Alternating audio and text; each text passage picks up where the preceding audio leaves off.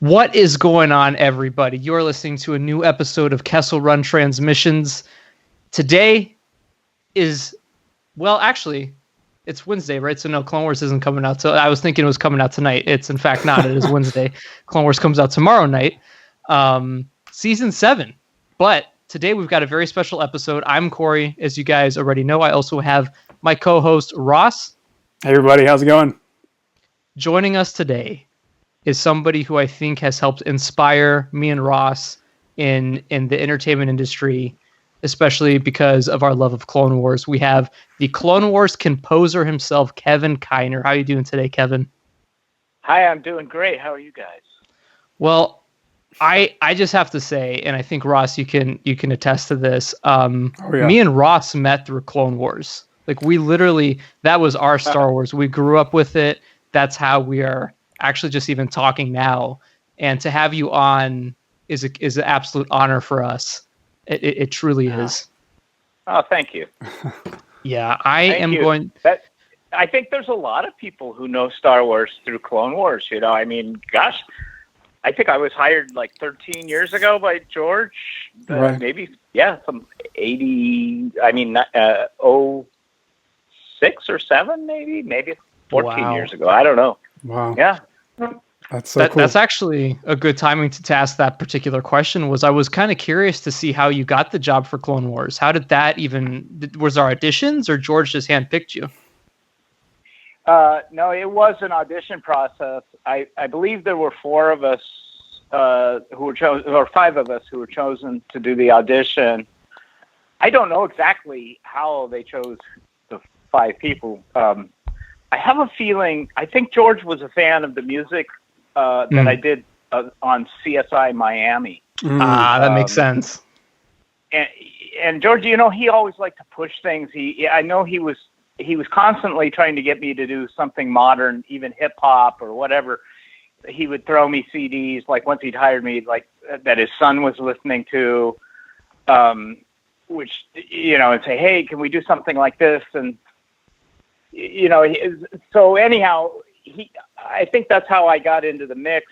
And also I'd done a lot of, I'd done Wing Commander, I'd done Stargate SG-1, I'd done, a lot of sci-fi stuff. So that we all flew up to Lucasfilm, to Skywalker Ranch, and we watched, they gave us, I think, the first 15 minutes of the first episode. And then we talked about it a little bit, and then we all went back. I mean, we didn't meet each other. I know who one of the guys was. I can't really say, but he's a fantastic composer, and it's amazing that I was chosen to do this. But anyhow, we all went back and we scored that 15 minutes and turned it in, and they chose mine. So, wow. Yay. Big yay. Yeah. That's so cool. Yeah. I also tell people, I mean, like when I go and do, like, say, Comic-Cons or something like that, I bring with me my old score of Star Wars that was published, I think, in the late 70s. I think I bought it in like 80 or 81. I bought the score, and it's all dog-eared. It's all marked up the way you would mark up a textbook, or some people underline things in their Bible or whatever. I was about to say. It's more like the Bible. You know, and so it's like, oh, it's an A flat or whatever he's doing here, or it's a B minor 7th, and he's doing these, you know, I'd analyze it and take notes. So, I mean, I was doing that since the 80s, and you know, I think John Williams's style kind of got infused into me through just my study of it. And I also, way back, my first dramatic series was Superboy. And that was, I was the marching orders on that were to be very John Williams style. Those were the guys who'd done the movies. It was the Salkinds who they'd never done TV before. They'd always done the Christopher Reeves movies. So I think that kind of style was something I was comfortable with, and it wasn't something I had to go out and learn really quickly or something for the audition. Right. You know, it's something that it was in my wheelhouse, I guess, maybe. Yeah, well, I can tell that a lot of your older scores come into play in Clone Wars, especially with like the Clone Trooper theme. And actually that's something I had written down here was how did you come up with the clone theme? It's so, very warlike, and it reminds me of, World War II pieces, and I love being brought back to that time every single time the clone theme comes on in the show. Well, thank you. Hardly anybody ever mentions that, and that's one of my Really? favorite themes. Well, it's just, you know what? It's not as an accessible of a melody. You can't really hum it the way you could say the Force theme. Sure. Or Ahsoka's theme is more of a melody you can hum. Right. It's a fairly sophisticated piece of music. I'm pretty proud of it, and I don't know how the heck I did it. I mean, it's just, where does that come from? I don't really. I remember doing it. I don't remember what any of my instructions were. I think it was all in my head that I wanted to channel. I mean, that's how I write for film. I don't often compose. I don't ever actually compose unless I have a gig. Okay. So when I see picture, that's when I start to hear music. And, or if I maybe read a script, but I really prefer to see picture. So that's just part of my brain. I'm thinking, okay, clones, and I'm watching them, and then I wrote it. I don't know. That's so cool. It really has this like militaristic tone to it because, I mean, it definitely captured my love for the clones automatically when I first saw the episode in an exercise room, because we didn't have cable yet when I was 9 years old listening to it. And a buddy of mine actually got into Star Wars with that episode, Rookies, which is for him when it was like when he heard it the most, for the first time. And it just kind of, changed everything for him. And now he has a whole career that stemmed from Star Wars, from that episode, from connecting with the clones. That's so cool. Man, that's amazing. That's amazing. That theme is very close to my heart. And in fact, because I've been working on Rebels for maybe 4 or 5 years, and then season 7 came after that. So I had to go back to my scores and make sure that I had the clone themes right, because it is fairly sophisticated and I didn't really have it memorized. So I kind of had to, I'm like, let's see what this guy did. Right. Oh yeah, that's it. It's been a long time. It has. Yeah. Crazy. Wow. One of my favorite characters in Star Wars is Fives. And he might be my favorite character in all of Star Wars, to be honest with you. I annoy Ross on the daily talking about him. So he has when Fives every Fives collectible ever, by the way, all of them. It's ridiculous. But when Fives died, the theme that you used for his death, I honestly can 100% say, for me at least, I think that's the greatest death in all of Star Wars, because the emotion just wells up throughout that entire scene. And if it wasn't for that track, I think that track adds such a emotional weight to it. I think it's the best death theme in all of Star Wars, to be honest. Oh man, thank you. That was a special time for me. I mean, similar, I would say, to when Ahsoka leaves or something like that. Yeah. That was a big thing too for me. Anytime, a show has the courage to do something like that to a character, right? And you can experience that and be a part of it. I mean, I always say that my work is a reflection of the projects I'm on, and because I only really hear music when I'm watching things, if my source material is stupid and no good, then my music, hopefully won't be stupid and no good, but I bet it won't be brilliant, and if I have good source material, I think I'm able to do much better work. Right. Oh yeah, I think that's one of the greatest things about Clone Wars is the show is always willing to take stakes that not a lot of other shows are willing to do in animated form. We lost a lot of characters that were meaningful, and if it wasn't for those tracks, I don't think it would have hit as powerful, as it would have otherwise. Oh, Well, absolutely. that's what it's such a good point because I mean I cannot name an animated show that is in our category, and that's what I think it drives a lot of us crazy when we're nominated like in the Annies or in the Emmys or whatever, and it's up against SpongeBob and it's like well, that's not it's not fair to either of us, SpongeBob or us. I mean, Right. We're not the same thing. Not at all. Yeah. Oh man, you go from Bikini Bottom to the Jedi Temple at Coruscant. It's a little bit different. Yeah, I mean, I was fortunate enough to be nominated for best score for Rebels, and then I was up against Game of Thrones, and which I lost. I lost to Game of Thrones, which that's if you're gonna lose, why not? Right? Slightly bigger production there. I mean, the cameras never caught me like going, crap, this is crap.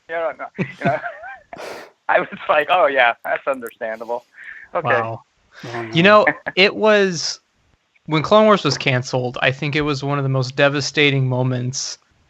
And this, I don't know if this sounds dramatic, but like of my life, to be honest with you, because it was, it was such an important part of me and Ross's childhood and getting to know each other. And then we find out that the show was canceled. How did you find out that news? Was that something that was told to you beforehand, or how far in advance did you know about that?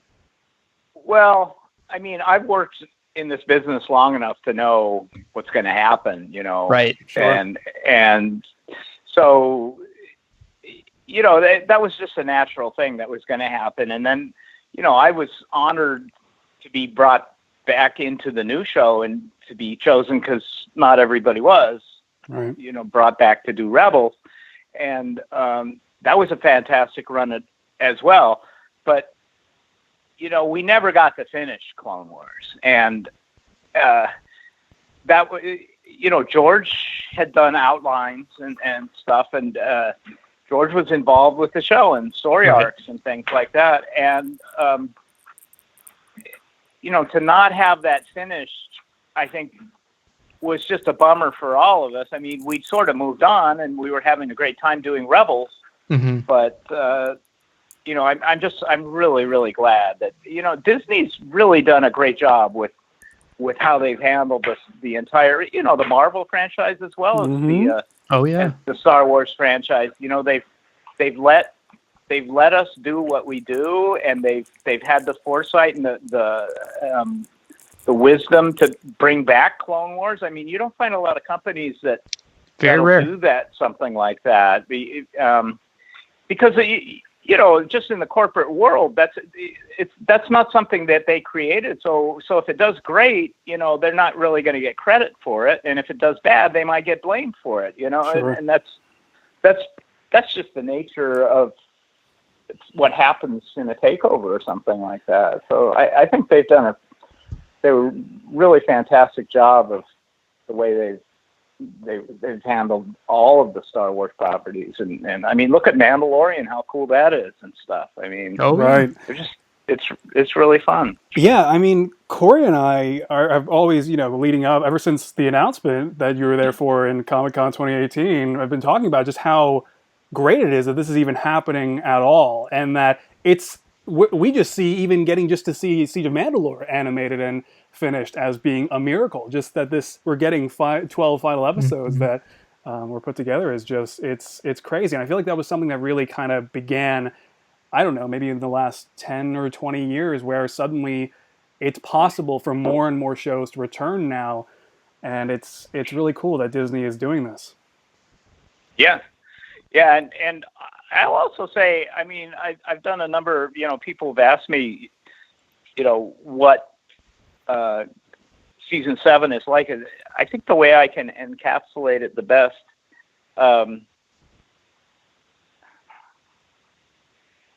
I'm sorry, is that Clone Wars is season 7 is it's what we always wanted Clone Wars to be. Season 7 is, because what happened is the technology had changed in terms of, the look and the way that things can be animated and stuff like that. I also think that, maybe fans had something to do with bringing back Clone Wars. I think that there was a lot of fan input to bring Clone Wars back. And so now we'd had 5 years had passed, and so the look is fantastic. The writing is really good. We had all worked on it and really had a love for it. And I think just those season 7 is the best of what we envisioned for Clone Wars. That is an exciting tease. Yeah. That is an exciting tease. I think the clip they released of the Bad Batch the other day seemed to showcase a new theme for the Bad Batch. So that sounded very cool. Yeah, man. So you can talk about Bad Batch, and I've been told I'm not going to talk about anything. So. Oh yeah, we are not speaking season 7 today. No sir. But I guess another track to talk about that me and Ross were just discussing the other day was Boba's. Oh yeah. How we were just rewatching that arc, and the emptiness and the loneliness you feel when you hear that theme and you look at Boba after everything is lost. It's such a beautiful track. How did that come about? I don't remember. I'm so sorry. Yeah. All right. It was really great. It was a while ago. It was just this mysterious theme that played whenever like Windu would look at Jango's helmet in that episode, and it was just like a really It was very cool. It was a great melody.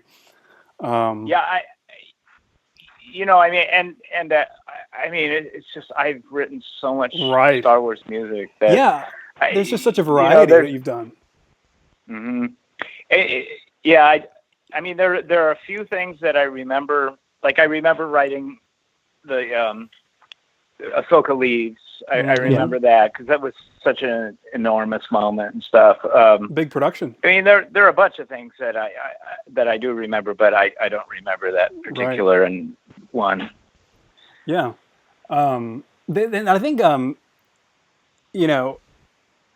if we're thinking like more of the recent tracks, I mean, I think a standout in Rebels was definitely Twilight of the Apprentice, when you were basically tasked with interlocking Ahsoka's theme now with Anakin's new theme, aka Vader, and blending those two together to create basically this nightmarish confrontation. It was crazy to go from the Clone Wars all the way to that, and it was just handled so well. I mean, I remembered after the season 2 finale of Rebels, just going back and listening to that track and just being so blown away. It's just it really felt incredible, like something you would have heard in Rogue One or something. It was just I could not believe how just the production value just was fantastic.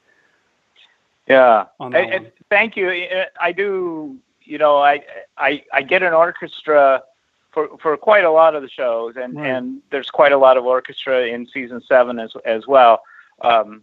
We usually go to Prague or sometimes Budapest, Hungary, to record for budgetary reasons. Mm-hmm. But they're really, really great. I mean, there's a bunch of things that were. Well, I think the soundtrack for what was that Korean movie? Just won the Oscar. I think Parasite? That was done in Prague. Yeah, Parasite. Yeah, Parasite. I think that was done there. Wow. So there's a lot of great stuff that gets done in these places, and that was definitely done there. That was done in Prague. Yeah. And you know what my inspiration for some of that is John Williams did a great job in Anakin's love theme with Padme. It's a da da da da da. It's very lyrical, but then all of a sudden there's that da da da da da da da, and right, and that's part of that's part of their love theme is the Darth Vader lick comes in, and you're like, oh, Yeah. and you know, he did it really expertly, and I mean that's probably what I was trying to achieve with the Ahsoka and Anakin deal too. Of course, it was a crazy moment. Oh yeah, me and Ross just talked. You just mentioned the Vader theme kind of being interlocked with Across the Stars, but we noticed in a lot of Anakin moments in Clone Wars that you put the Vader theme in there quite a bit. I think that's such a great foreshadowing for his character when you just subtly hear it, especially when him and Tarkin just shake hands and you hear it. It's all those little things. It really brings it all together. It's placed so well each time. Yep. Yeah. Well, I mean, we are paying attention. Yeah. And I am. And you know, I mean, that's part of the really fun part of doing this show is that you can, you know, that I have that in my arsenal, kind of, you know, to use it. And if you overuse it, then you know, it's going to be like using too much of a spice or something like that. You don't want too much rosemary or whatever it is in something. But if you put just the right amount, then it's like, oh yeah, that's right. He's starting to turn, you know. Right. And I think there's something to be said, I think, for it really taking, you know, it requires, you know, there has to be fans of Star Wars, and you know, and it's, I think that's so cool having people like you or Dave or like Jon Favreau, for instance, on Mandalorian, are just all. I think what makes Star Wars work is everyone who became a fan and just Star Wars fans having a voice in the production. Obviously, not to where it gets egregious, but to where you're able to craft something that hits all the right beats. I think that's important. I think that was definitely achieved in the Clone Wars, the whole series. Yeah, we're all kind of like kids in a candy store. I mean, it's just we all, you know, I went to every midnight show there was. Oh wow. You know, I think episode 4. I don't think there was I was going to UCLA at the time. I don't think there was, but I definitely went to all the other, you know, from Empire on. I went to all the midnight showings, and you know, like I said, I bought the score and analyzed it, and you know, I wanted to know, like, what is this guy doing? You know, this is amazing. Some of these textures he's coming up with, and some of the way he uses counterpoint in his melodies, and the way he supports his melodies, and they don't sound, you know, they're very simple melodies in one aspect, and yet they're extremely complex in their execution. And I you know, I had to go buy the score and try to figure out how he was doing that. This John Williams guy, Sure. I guess turned out to be probably the greatest. Well, I mean, not even probably the greatest film composer in history. Oh yeah. Oh man. Yeah, absolutely.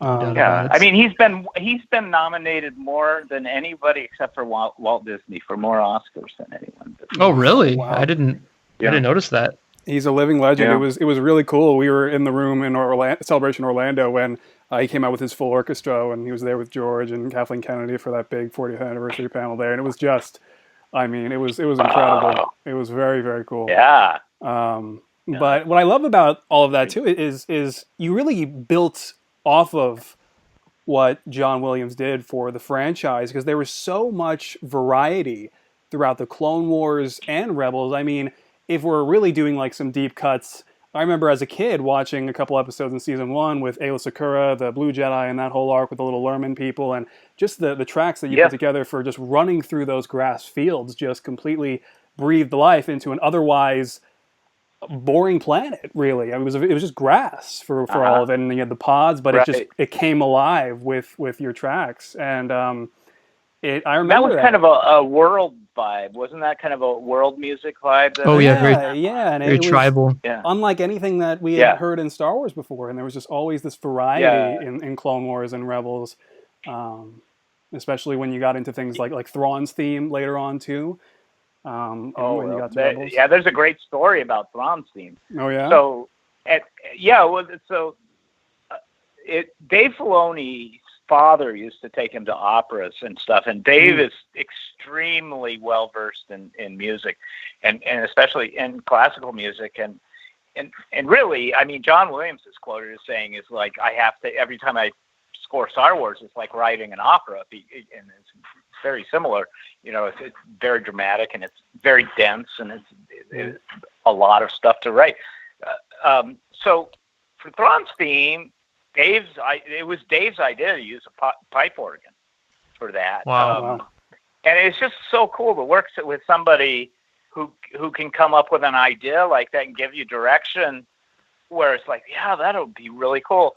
The other side of that is both of my sons are working with me these days, right? Maybe for the last That's 5 or 6 years. Wow. And so I actually didn't compose that. And I know it's one of the fan favorites, which is really gratifying because, you know, it's not just me being a proud dad, but my oldest son wrote Thrawn's theme, and it's his composition. That's and incredible. He played it and performed it and everything. He brought it to me. I listened to it, and I said, that's great. That's about all the input I had on that. And I think that's so cool. Aside from raising him or whatever. That's a big one. It's so cool because Thrawn is just such a huge character for hardcore Star Wars fans. Of course, you had Timothy Zahn's books in the 90s, I believe. I mean, Thrawn is just like a huge character. And when Dave and they finally brought him into Rebels, it was like, I mean, what a task. And when that, I think the world first heard that track in the trailer when he first steps into the frame in that trailer. I forget what year that was, 2017? Yeah, Celebration Europe 2016, Yeah, and it was just the second you heard it, you just nailed it. Like, you didn't necessarily know how you would have wanted Thrawn's theme to sound, but the second everyone heard it, that was it. I mean, it nailed it. It was very cool. That's that's awesome that your sons are working with you. I mean, what did they think of the Clone Wars growing up? Oh, they loved it. Well, you know, so I'll actually, I mean, the way that my oldest son got started, well, I mean, he was like a child prodigy as a piano player, really young. I mean, he was crazy good, and I didn't really push him. We just gave him lessons, and he had a really great teacher, to the point where, I mean, he was just crazy. When he was 9 years old, he was a monster, you know. And then he kind of drifted away from it, and he wound up going into creative writing and stuff when he went to Pepperdine out in California. Very cool. But after he graduated, he was in my recording studio, and I was playing I think it was a Clone Wars, and the Clone Wars, all shows these days, they have what we call a temp track, and the temp track is where the editor and Dave Filoni and whoever will pull music from other movies, or maybe sometimes it's my old scores. It just varies, just whatever comes to mind. And it's a way of them, helps them communicate with the composer and say, hey, look, this is kind of the tempo I'm looking for, or this thing. And so anyhow, we're listening through to the show and the temp track, and Sean he's standing in back of me, and he kind of laughs. And I'm like, what's funny? And he goes, oh, that's from Indiana Jones. And he says exactly what scene, which Indiana Jones movie it's from, and everything, you know. I'm like, geez, how do you know that? And so that's what the temp track was, and so I'm like, man, you really have a good. So I got him started doing music editing for me. Oh, wow. He had that kind of encyclopedic, you know, memory of things, and then, you know, his mom comes up and she goes, you know how to write music, and he goes, oh, I don't really know, and she you know, so she encouraged him, and I think she also told him composers make a lot more than music editors do, and so something like that, and kind of got him going, and so within a few months, he started writing stuff that was really good. I mean, we were all kind of, because I have I have different people working in my studios, and my assistants and different engineers and such, and so some of these guys gone to Juilliard or the Berklee College of Music or whatever, and they were just watching him and shaking their head at the progress he made over just the course of a few months. And wow. It's really phenomenal. And my younger son, he actually did attend the Berklee College of Music. Jimmy Page gave him his diploma, so that was because I'm a Led Zeppelin fan. So That's that was awesome. amazing. Wow. So both of my kids, they kind of they help bring a freshness to my scores and stuff, and they're definite contributors. They're each doing 4 or 5 minutes of music out of the score. If we deliver 20 minutes of music, a good amount of that is coming from my sons as well as me. That's so cool. It's an amazing thing, but it's really high quality, and also, I mean, as I said, when some of the stuff they write becomes the fans' favorite stuff, then it's like, well, good. It's not just me being a proud dad. Yeah, no, they're definitely doing something right. That's so cool. I imagine that must alleviate at least a little bit of the workload, no? It's both a workload and a kind of just being around my house. So now we have basically, 3 recording studios at my house, and they're all in different rooms. But we kind of trace back and forth from room to room, and they always bounce things off of me or off of each other. Sure. And I've been doing this for 37 years, and I know a lot of guys who would be burned out by now, especially the amount of music I've written. I probably over 10,000 episodes. Oh man! Wow, one hell of a career. Yeah, over 50 films and things. Just a lot of stuff. Yeah. And so, I think it would be really easy to be burned out, and also it would be really easy to sound old-fashioned, and get stuck in my old ways. And Sure. They constantly challenge me, and they constantly keep me fresh and show me new things. And it's breathed a lot of life into my writing, I think. Yeah, just that youthful creativity. That's so cool. No, it was Sean that wrote the Sabine's theme too, right? Yeah, Sean wrote Sabine's theme. Fantastic. That's so cool. What a powerful scene, and that just really carried it. I feel like Sean is a better melody writer than I am, at least on a more consistent basis. I'm pretty proud of, say Ahsoka's theme and the Clone theme, and actually one of the ones, and Ezra's theme. One of the ones I really like is Satine, F-A-T, as in Tom. And it was kind of a love theme between her and Obi-Wan. Yeah, I just listened to that today. I love it. So I think I've come up with some good melodies, but on a consistent basis, I think Sean's stronger at that than I am. My youngest son, Dean, I think he's comes more from the songwriter aspect of things. That was his major at Berklee, and he's kind of an indie dude. He's kind of into Death Cab, and I don't even know. That's an old one, so I don't know what's the more current version of Death Cab for Cutie. But he's definitely into indie music, and he helps me a lot on Narcos. But he still writes. Nice. He writes Clone Wars stuff. He wrote stuff, and he has a completely different voice in a way. And his influence and Sean's influence we do this DC Comics, these live action shows. They're really cool. One's called Doom Patrol, and the other is Titans. Yeah. Yes. Oh yeah, Doom Patrol is excellent. That's so cool. Oh, Doom Patrol's a great show.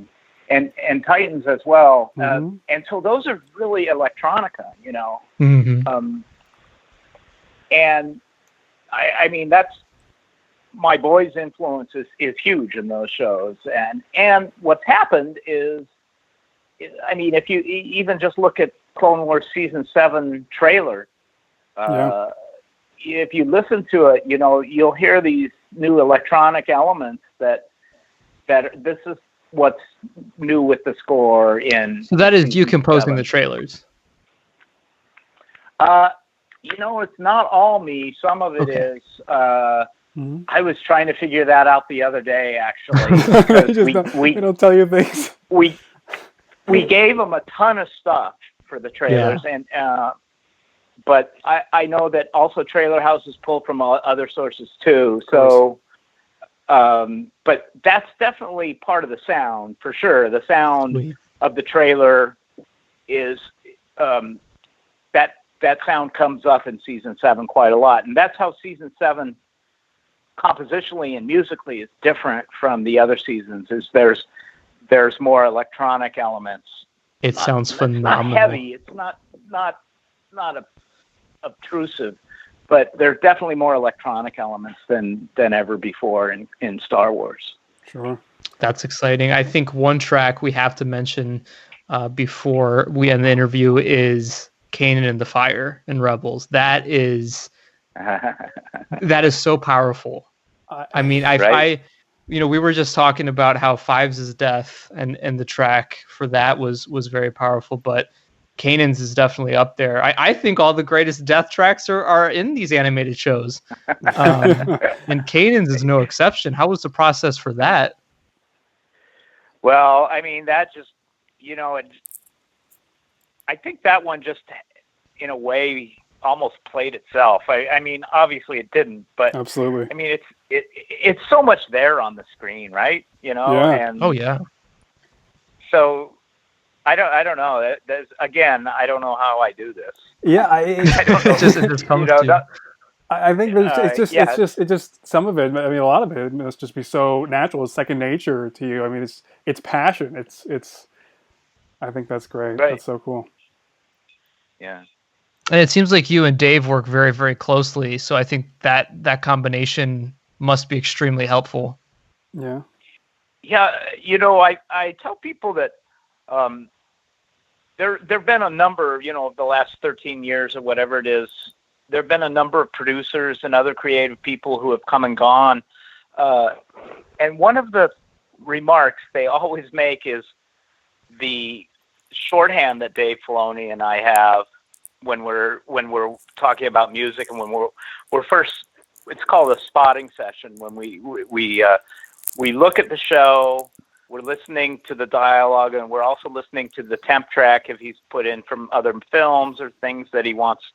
Maybe the editors come up, and so Dave and I, and Sean and Dean and the producers, we all watch the show together. And then we'll stop it and say, okay, with the temp track working there or whatever.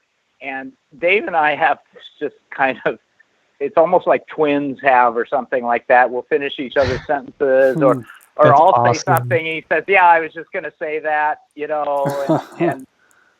or I'll hear a little French horn lick in the temp and I go, oh, that was really cool. And he goes, oh yeah, I love that. Yeah. And it's really fantastic to have that kind of a connection with somebody. Absolutely. It doesn't always work that way, believe me. But this is it's a great relationship I've had with Dave, and I'm very thankful for it. Yeah, Dave is the man. Yeah, I can honestly say that every time we've talked to any of the voice actors, everyone always has nothing but great things to say about Dave. And yeah, I've met him on several occasions, and he's exactly the type of person you'd want to meet that you look up to. It's just every single time. And on a creative level, he will tell us things about a character's emotional arc and their backstory and their development as a human being, which you never see on the page. Right. But it's, he'll talk about what Ahsoka is going through or what Ezra was going through or whoever is going through at a certain time and what they are as a human being and what is happening to them and how this is molding their character and what kind of internal turmoil or whatever they're going through. And I mean, that's half the conversation. It's not about music at all. It's like this deep psychoanalysis of the character's arc and of the struggle of that story. And it's about how they're feeling, how you're feeling. Well, you see, that's how I want somebody to talk to me.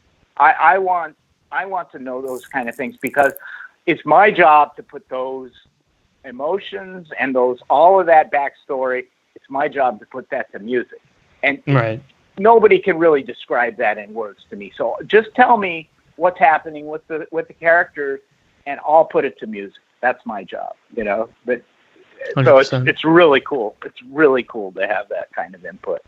Absolutely, and doing incredibly well. I mean, I think that that's something that Corey and I have definitely been thinking about. Like hearing from you again, and the cast and Dave about talking about the Clone Wars all over again. And just like we just sincerely hope that everybody involved, to some extent, knows how much this show has meant to to a whole new generation of Star Wars fans, and beginning in 2008 and millions that would follow. I mean, it's left a major impact on a lot of people. I mean, who have gone on and done so much. And I mean, it really, I think it's like for a lot of Star Wars fans and a lot of people who are growing up with the series, it's like it was before and after Clone Wars, and your voice in the show was just always there, carrying it through.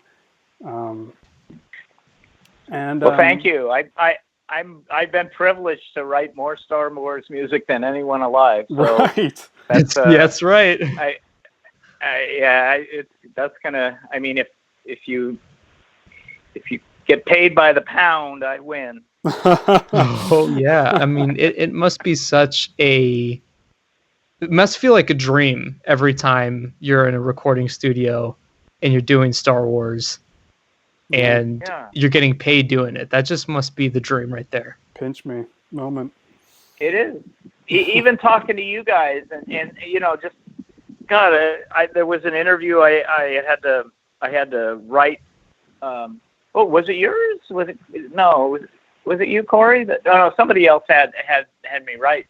And one of the questions was, it started with like, you've had such a storied career. And he kind of went on to talk about everything I'd done. And I just sat back and looked, and I'm like, whoa, I never thought of that. Yeah. I never would have used those words, to describe myself. And I never would have, I don't know. I sort of just, I live in the moment a lot. And I haven't really sat back and taken a look and was like, whoa, man, that's pretty amazing. Right. It is amazing. It's inspiring.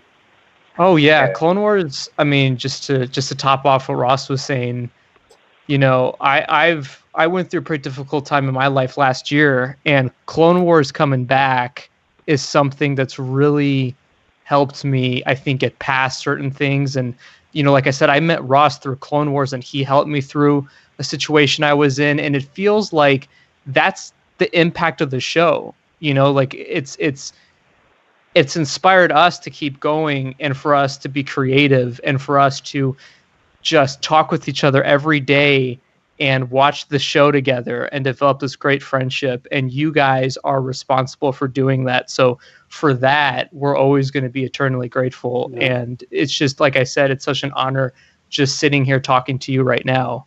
You're up there with John Williams in our eyes every single time. Oh, thank you. Absolutely. Well, thank you. It's pretty cool to have a job where you can have an impact on somebody's lives instead of like making missiles or something like that. So I'm really glad I do what I do. Sure. One final question though. What possessed you in making the original Clone Wars theme? That's one that I don't hear talked about enough, like the actual main intro theme. Right. Well, I mean, that's all George's fault. And so I definitely didn't want to do that. I so didn't want to do that. And I told him, he's like, hey, I want you to rearrange. I want a fresh take on the Star Wars theme. Wow. And I'm like, And I literally, the quote is, I said, George, John did this properly the first time. and I mean, that's true. He it's his melody. He did it the way it should be done. And anything else is just going to be something not as good. So he really didn't take that for an answer. And so I had to go home and, I stopped sleeping for 2 weeks. Oh, wow. And it was just, gosh, that was so dang hard. And so, we knew part of the solution was going to be big drums and stuff. He wanted a world kind of bent. And part of the early, marching orders I had for Clone Wars was every planet had to have its own ethnicity and stuff. And, sure. you talk about those early episodes. Mm-hmm. So we knew we had to have percussion was going to be a big part of it. The problem is with the Star Wars melody, if you just march it straight ahead with a beat, it becomes the 1970s disco version of right. It's just don't. So I was just fit to be tied with it, and all of a sudden I just had this thought. I was reading the sheet music, the score, that old score I talk about, that's all dog ears. Yep. And I'm looking at the phrasing and the melody. I'm like, there's a part of this is a little irregular. And so without getting technical, John had written it in what we would call 4/4. John actually calls it 2/2, but it's 4/4 beat, which is 1, 2, 3, 4. I wound up putting it in 5/4, which actually supports a part of the melody, a part of the phrase. And then I just kept the 5/4 going with the big drums, and instantly the disco was gone. And so I sort of tell people, I think that's the 99% perspiration that Einstein was talking about, because that was, that was a lot of work and just a lot of trial and error. And, sure. Thank God I found that. But, yeah. I think it definitely, it's so iconic. And it worked. It didn't matter if you were watching the Clone Wars at, 8 or 9 at night, and then eventually Saturdays at 9 a.m. It was just always like exhilarating. It was just, the theme just picked you up and took you on a ride right into the episode every time without fail. And it was incredible. Oh, I'm so glad you guys like it. I still hide under a chair when I hear it. But no, it's not that it's bad. It's just that I'm so intimidated by the original, and I think it's fantastic. Right, but yeah, thank you. Okay, I'll just shut up. It definitely works. Yeah. So, Kevin, where can everybody see your work at? You said you have a website that everyone can go to. Yeah, it's kevinkiner.com. And KEVINKINER.com. I don't really make any money off of it, but a lot of my music from, I'm scoring Narcos Mexico. That's season 3 is coming up. I'm starting huge. that. Yeah. That's a great show. I love that show, and very different. That's all guitar and South American instruments based, and I play those, and my son Dean plays those, and then, I talked about Titans of Doom Patrol. We're starting up Doom Patrol season 2 right now, which is just fantastic. And I do City on a Hill with Kevin Bacon for Showtime, which I'm actually really happy with that score. I play a lot of this instrument called the guitar viol in that. It's a fretted, it's like a cello, but it's got frets. So I'm doing that. And you can listen to music from all those shows on my website. Awesome. Great. Now, one burning question, I guess, real quickly to add, is everyone keeps asking this on Twitter, but will the Rebels soundtrack for season 3 and 4 ever be released? Maybe on your site at some point, some of those tracks? Yeah, it's possible on my site. There might be there might be legal problems with that. it's also possible that Mondo, which is a really great record company, and they're releasing a lot of stuff in vinyl these days. Yeah. And so they've just recently been talking to me about things. So I'm hoping that someday we'll do a deal with Mondo for season 3 and 4, because they just released the soundtrack to a movie I did in 1992 called Freaked. Oh wow! And yeah, that's a crazy movie. It's a really crazy movie. But like it's Keanu Reeves and Alex Winter and Randy Quaid, and they just released that on vinyl. So if you can get that from Mondo Records, and they're a great company. So hopefully they'll have a Rebels season 3 and 4 soundtrack. All right. I hope so. I hope we get to hear that season 7 soundtrack. I know Mandalorian, they released it weekly, so I would die if they released Clone Wars weekly too. But I guess you may get your wish. Oh, all right. That makes me excited. There it is. Kevin, thank you so much for joining us. For everyone who is listening, go check out Kevin's work on his site. Go buy his soundtracks. It is totally worth the money. And Star Wars The Clone Wars returns this Friday, February 21st, only on Disney+, and we're all here for it. So thank you so much, Kevin. May the Force be with all of you. And you as well.